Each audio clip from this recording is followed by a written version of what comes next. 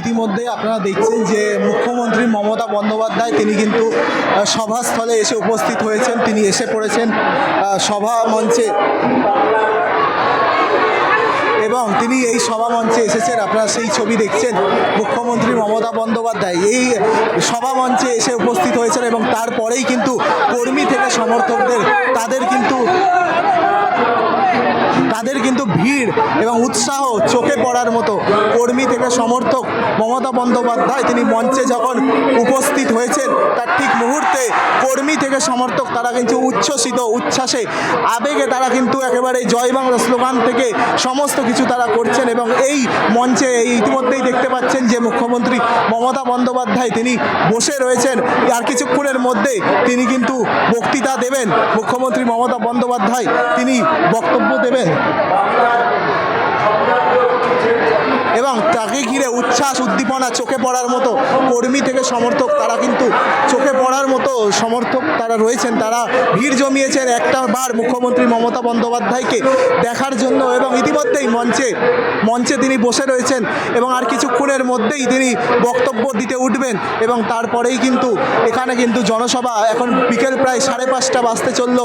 মুখ্যমন্ত্রী মমতা বন্দ্যোপাধ্যায় তিনি এসেছেন এবং এখানে বক্তব্য দেবেন এবং তারপরেই কিন্তু দলীয় প্রার্থী অদিতি মুন্সি এবং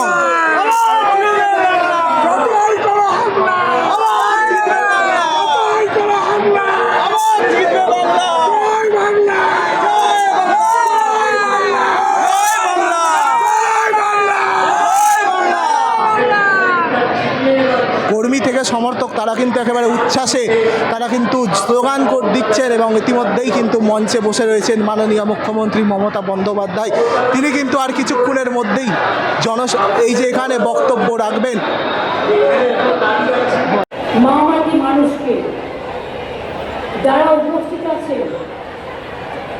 সকল মা বোনেদের আমার সৌভাগ্য, আমার কন্যা, আমার শালা, আমার সত্যিকাল, আমার জয় দিনেন, আমার কেন্দ্র, আমার নমস্তে, আমার নমস্কার আমার সকল ভাই বোনদের জানাই।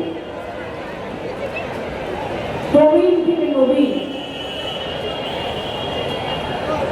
অনেকক্ষণ ধরে আপনারা অপেক্ষা করছেন। আমিও সকাল থেকে মিটিং করতে যাচ্ছি। এর আগে আমাদের বড়নগরে মিছিল করতে হয়েছে, তার আগেও আমি মিনাকা গেছিলাম, মিনাকা হারোয়া।